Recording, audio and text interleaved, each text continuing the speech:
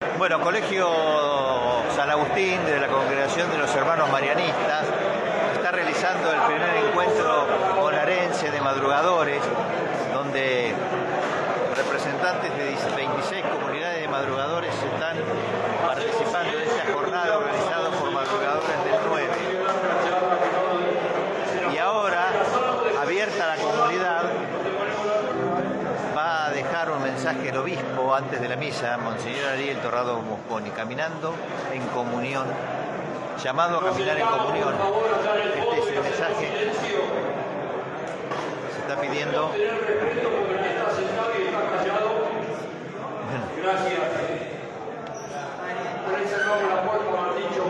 Recordamos que esta madrugada la presentó el intendente del 9 de julio. Ahí lo podemos observar también. Bueno, a Mariano creo que Barroso. todos lo conocen, pero es mi obligación presentar a nuestro obispo, Monseñor Ariel Torrado Mosconi, que nos va a dar una charla y después va a presidir de la misa.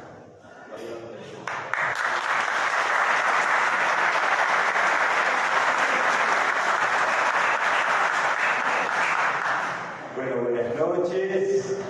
La verdad que estoy conmovido al ver tantos amigos que han hecho el esfuerzo de viajar, algunos saliendo muy temprano, para poder tener este encuentro, que sin duda es un momento de gracia muy importante para los madrugadores, para la iglesia. Y bueno, para el 9 de julio, le agradezco a Mariano, al señor intendente, que esté presente. Para el 9 de julio es una alegría inmensa, ¿no?, el tener a tantos hermanos de distintas localidades de la provincia que vienen para, acrecentar estos vínculos de unidad, de comunión. Bienvenidas a las damas, vamos a dar un aplauso a las damas.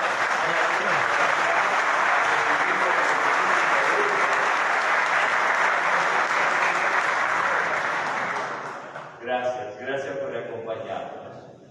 Y bueno, cuando entré, estaba hablando del padre Martín Panatti, a quien conozco desde que era seminarista, y realmente me dio una alegría muy grande su testimonio.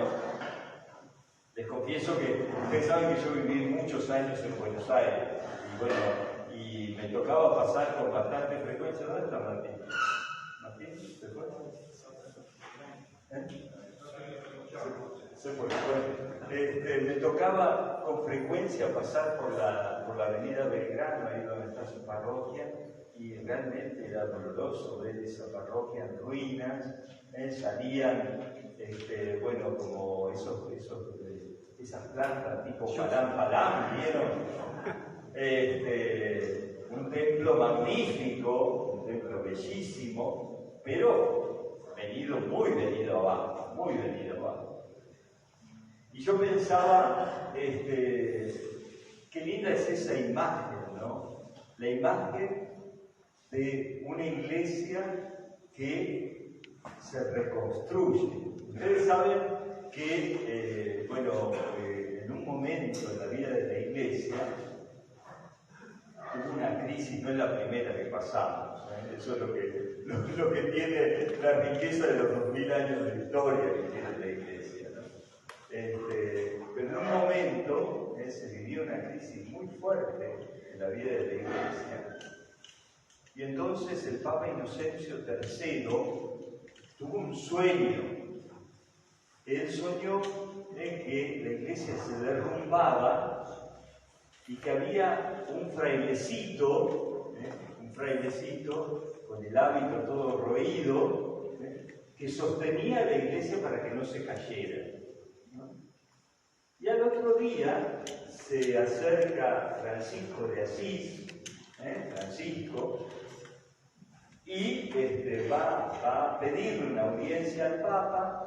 Después de mucho trámite, imagínense lo que sería en aquella época en ser recibido por el Papa lo recibe, y cuando lo recibe, identifica que ese frailecito que se estaba presentando era imagen de ese sueño que había tenido donde, bueno, Francisco estaba sosteniendo la iglesia para que no se derrumbara. Entonces, al escuchar el testimonio del Padre Martín, yo decía, qué importante es que nosotros nos empeñemos en la reconstrucción de la iglesia, como lo hizo Francisco de Asís, y como estoy seguro que también es el gran cometido que se ha puesto el Papa Francisco. Él, cuando lo eligieron Papa, él dijo que elegía el nombre de Francisco, ustedes recuerdan, por que el cardenal brasilero en ese momento le dijo: no te olvides de los pobres.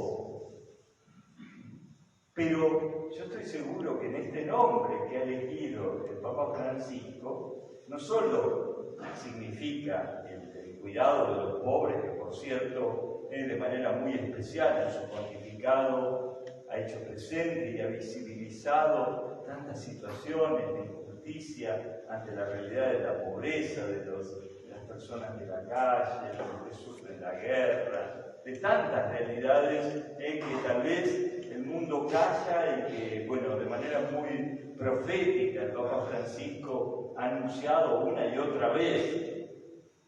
Pero además de ese compromiso con los pobres, yo creo, o unido a ese compromiso con los pobres, yo creo que el Papa Francisco ha tenido una conciencia de que a él le tocaba, como Francisco de Asís, llamar a toda la iglesia a una renovación, a una reconstrucción.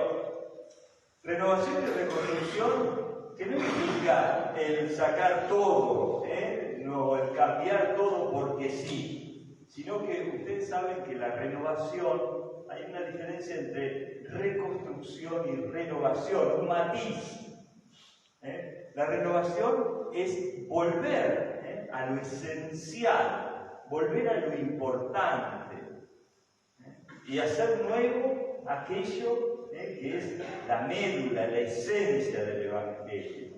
Y yo creo que de manera muy especial estamos llamados todos nosotros a renovar la iglesia, a reconstruir, pero no solo la iglesia material, sino, por sobre todo, la iglesia espiritual. Ustedes saben que Francisco de Asís, el pobrecito de Asís, estaba un día rezando ante un Cristo, el Cristo de San Damián, todavía se conserva allí en Asís, y un Cristo de unos ojos muy abiertos, una imagen, ¿no?, de Jesús muy hermosa. Y entonces él siente ahí que ese Cristo le habla y le dice: Francisco, anda a reconstruir tu iglesia. Entonces Francisco, ¿qué hizo? Buscó a algunos amigos, algunos muchachos ahí del pueblo, y se fue a reconstruir esa iglesia que estaba en ruinas, se estaba cayendo. Pero cuando comienza esta obra, de repente siente que iba mucho más allá de lo que él en un primer momento había experimentado, que era el reconstruir la iglesia material. Lo que le estaba pidiendo el Cristo de San Damián es que reconstruya la iglesia como templo espiritual. Y eso es lo que tenemos que hacer nosotros. Y eso es lo que Dios espera de los madrugadores. Eso es lo que Dios espera de todos nosotros. Que nos empeñemos en esta reconstrucción de la iglesia, esta renovación de la iglesia, volviendo a la radicalidad del Evangelio, volviendo a vivir con mayor profundidad nuestra fe. Y a esto nos está llamando el Papa Francisco con esta dimensión de la vida de la iglesia, que es la sinodalidad. Ustedes habrán escuchado hablar mucho de la sinodalidad. Yo no me voy a poner en una actitud ahora de una cátedra de teología sobre la sinodalidad, sino que voy a destacar 2 o 3 aspectos que me parece importante para después transformarlos en oración en la misa, que ya estamos prontos a poder celebrar. Pero entonces, ¿de qué se trata? ¿De qué se trata la sinodalidad? Yo les ofrecía, cuando me pidieron los madrugadores del 9 que diera esta charlita, yo digo, bueno, si vamos a hablar del sínodo, yo quisiera llamarlo caminar en comunión. ¿Y qué significa eso? Bueno, ante todo significa el ponernos de pie. No podemos caminar si estamos apoltronados en la comodidad, en el siempre se ha hecho así, en el siempre hemos hecho de esta manera, sino implica el ponernos de pie. Pero claro, muchas veces nos cuesta ponernos de pie. En la realidad que está viviendo la Iglesia, en la realidad que está viviendo nuestra patria, en la situación que estamos viviendo muchas veces personalmente, cada uno de nosotros, ¿cuántas veces tenemos como una tentación de desaliento, de desánimo? Es decir, pero ante toda esta situación tan difícil, tan compleja, ¿qué voy a poder hacer yo? ¿Para qué me voy a esforzar? O tal vez podemos pensar, bueno, ya otras veces lo he intentado y sin embargo no he logrado nada. Entonces, ¿para qué voy a volver a empeñarme y esforzarme por, tratar de responder a este desafío inmenso que tenemos? Tenemos un desafío muy grande como Iglesia y en el mundo personalmente. Nos está tocando atravesar un tiempo muy especial, muy peculiar.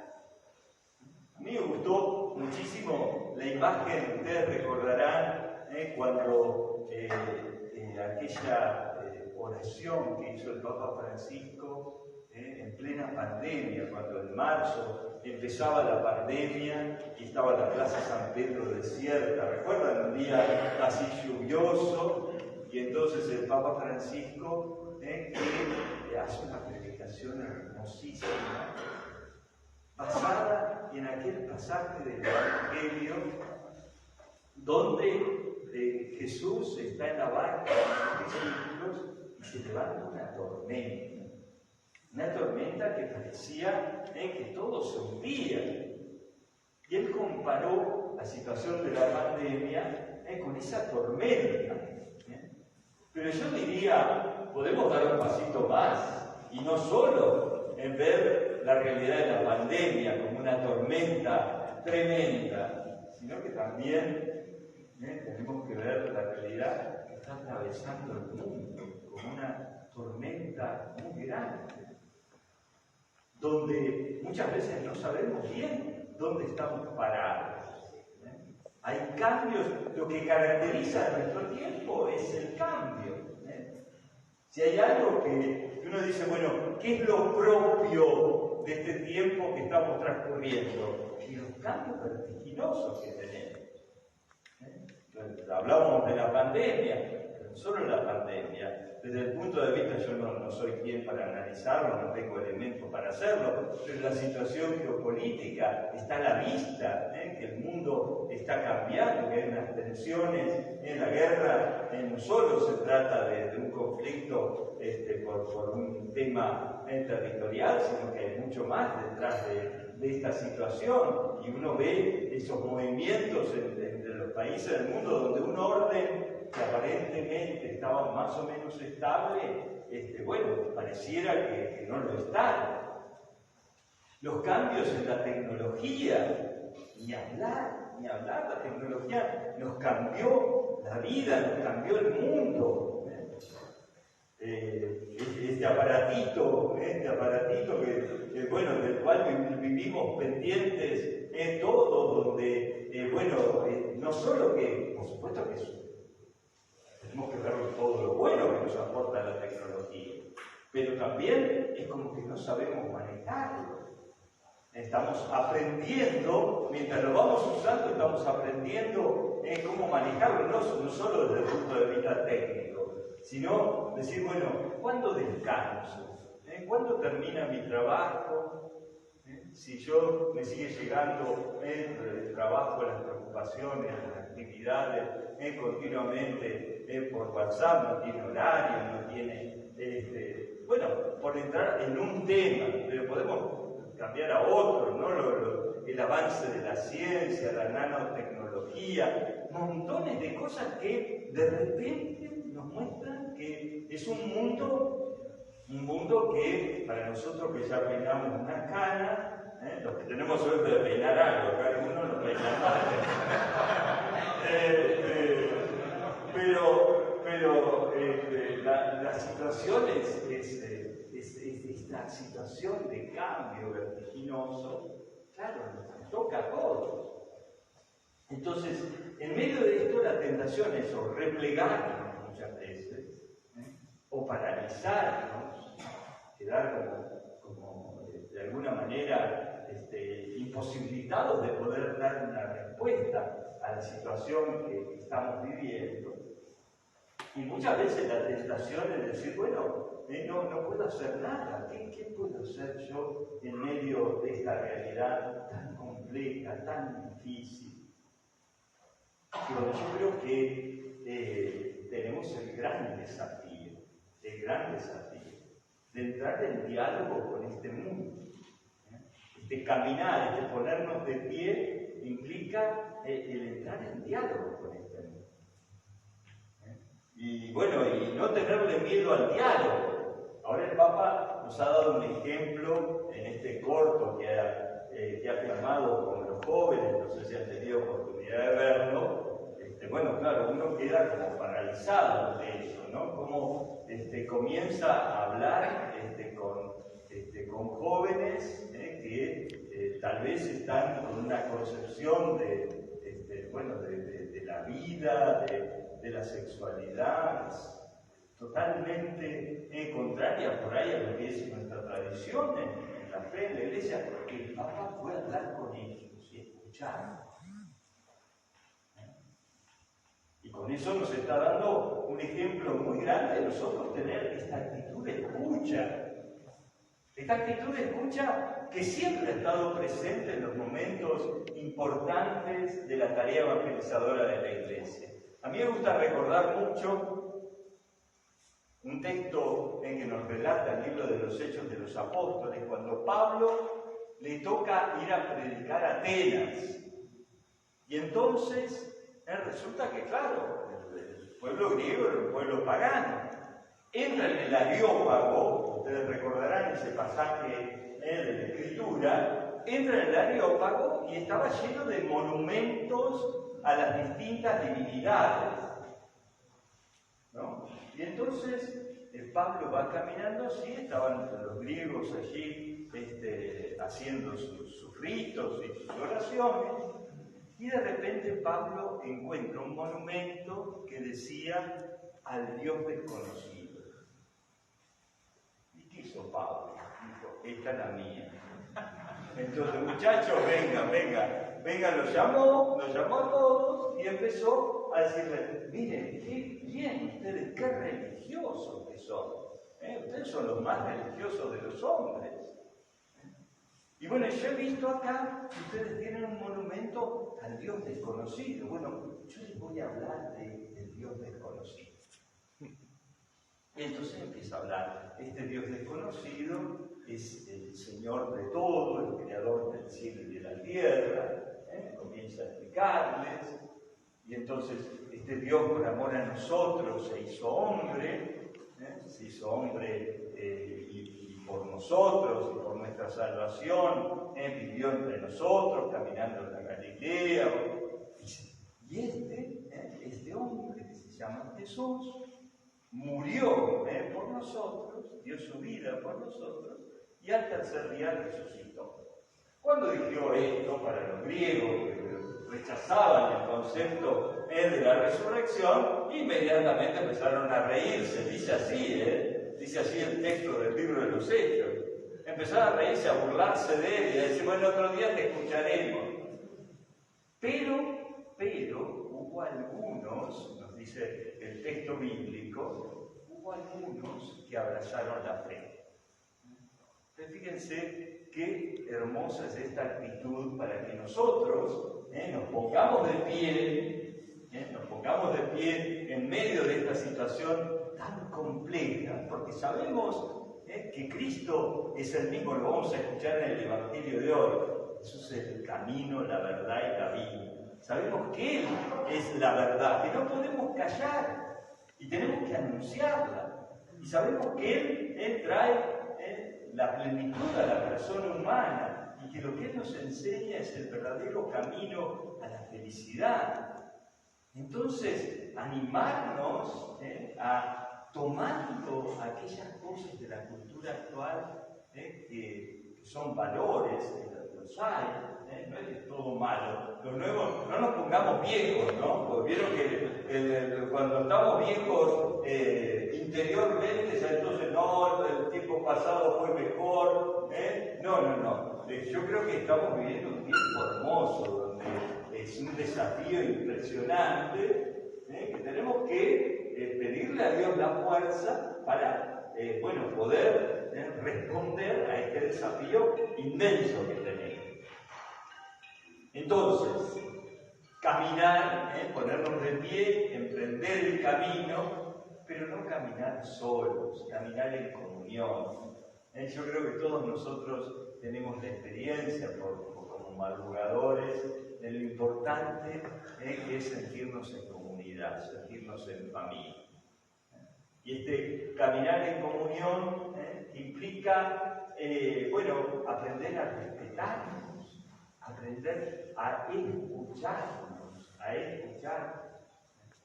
Y esta es otra de las actitudes fundamentales que se nos insiste en esta dimensión sinodal de la Iglesia. Aprender a escuchar. Escuchar que es distinto que oír. Uno escucha cuando realmente pone atención libre, voluntaria, a eso que se está oyendo, ¿no? Recién sonó un celular por acá, lo oímos, pero no lo escuchamos, no estamos atentos a eso, ¿no es cierto? Nosotros, la escucha implica esa atención, y nosotros a veces nos cuesta mucho escuchar. Y en la medida que somos más grandes, a veces más. Yo les confieso que yo personalmente muchas veces tengo que hacer un esfuerzo grande por escuchar.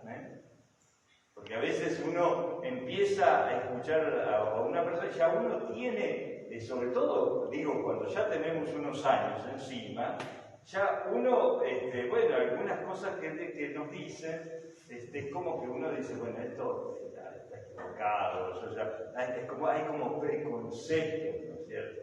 Y tenemos que aprender a vaciarnos un poquitito más y escuchar al hermano, a escucharlo, con todo lo que es su vivencia, con todo lo que es su experiencia, y no de antemano etiquetar, calificar con prejuicios, ya de alguna manera cerrarme a la posibilidad de que esa persona me esté aportando algo de la verdad. Entonces, fíjense, la actitud de escucha es fundamental en esta etapa, en esta respuesta que tenemos que dar como iglesia, es fundamental la actitud de escucha. Entonces, estar atentos y escuchar al hermano, pero por sobre todo, escuchar a Dios. Porque de eso se trata. La dimensión sinodal de la Iglesia no es una actitud, podríamos decir así, como cuando se hace una encuesta, una consulta, y entonces, vemos lo que opina la mayoría, y usted qué opina, usted qué opina. No, es tratar de estar atentos para escuchar lo que Dios nos está diciendo como Iglesia. Y para eso tenemos que tener esa sintonía con el Espíritu Santo, saber abrirnos a la acción de Dios para que Dios nos muestre qué espera de nosotros, qué pasos tenemos que dar en orden a responder a este desafío tan hermoso y tan grande que tenemos. Y ninguno de nosotros puede achicarse, porque Dios se vale de lo pequeño. Y con esto termino. Tengamos la certeza de que el plan de Dios siempre ha sido así, ha querido valerse de lo más pequeño y de lo más humilde. Y por eso eligió a la Virgen Santísima para poder traer la salvación al mundo entero. Y por eso, el Señor, que vivió como cualquiera de nosotros, en todo igual a nosotros, menos en el pecado, Él nos mostró cómo el camino de la salvación se hace a través de la pequeñez y de la humildad. Y nosotros tenemos que aprender, sí, a ser generosos, a darlo todo. A mí me gusta mucho ese pasaje del Evangelio, los nuevepolienses ya me lo habrán escuchado alguna vez, ese pasaje del Evangelio de la multiplicación de los panes. ¿Ustedes recuerdan? Es muy lindo porque, claro, hay una multitud hambrienta, está en el medio del campo, en medio del desierto, no hay de dónde sacar alimento para esa multitud, y entonces, claro, le dicen, cuando Jesús les dice, bueno, denles ustedes de comer, ¿y de dónde vamos a sacar? Acá no hay supermercado abierto, estamos en el campo, estamos en el desierto. ¿De dónde vamos a sacar para darle de comer a esta multitud? Hay un chico que tiene 5 panes. Yo me imagino, un paquetito que le habrá hecho la mamá para que tenga una vianda, una comidita a la tarde. Hay un chico que tiene 5 panes. ¿Pero qué es eso para esta multitud de gente? Y Jesús, que les hace tener un acto de fe muy importante. A mí siempre me ha impresionado eso, ¿no? Que le dice a los discípulos, bueno, vayan y hagan sentar a todos como para comer. Había 5 panes, eran 5.000. Espero que esta noche haya algo más en el asado. 5 panes y bueno, 5.000 personas, y los hace sentar a la mesa. No sé si a ustedes les pasa, pero vieron, uno puede ser que no tenga hambre, pero si se sienta a la mesa, enseguidita empezamos a tener hambre, ¿no? Y les hace tener esa actitud de fe, de decir, bueno, confíen. Entonces, Jesús bendice esos panes que da este niño, que lo dio todo, no dio 3 y se guardó 2 pancitos, no se guardó 1, dio todo lo que tenía, los 5 panes. Y Jesús los bendice, los parte, se los da a los discípulos, los reparte. ¿Y alcanzó o no alcanzó? Alcanzó eso. Entonces, esperamos que todos nosotros podamos tener la generosidad de darlo todo. Por más que veamos que es un desafío, uno podrá decir, bueno, pero nosotros como madrugadores, ¿qué podemos hacer? Podemos hacer mucho. Podemos hacer mucho, porque Dios se vale de nuestra pequeñez. Así que, bueno, yo los invito a que de manera muy especial, en esta Eucaristía, en esta misa, le pidamos al Señor que nos renueve en este deseo entonces de entregarnos del todo, de entregar nuestra vida, para poder cumplir con esta misión que, al igual que San Francisco de Asís, Dios nos encomienda a todos nosotros, ¿no? Reconstruir la Iglesia, renovar la Iglesia con esta dimensión sinodal caminando en comunión. Muchísimas gracias. Bueno, la palabra del obispo del 9 de julio, en el encuentro de madrugadores, que se está realizando el 9 de julio, convocado precisamente por madrugadores del 9. Y ahora va a venir la misa. Vamos a hacer una pequeña pausa mientras se está ordenando el altar para que se lleve. Así que bueno, enseguida va a venir la misa, que la vas a seguir también a través de Cadena 9. Gracias.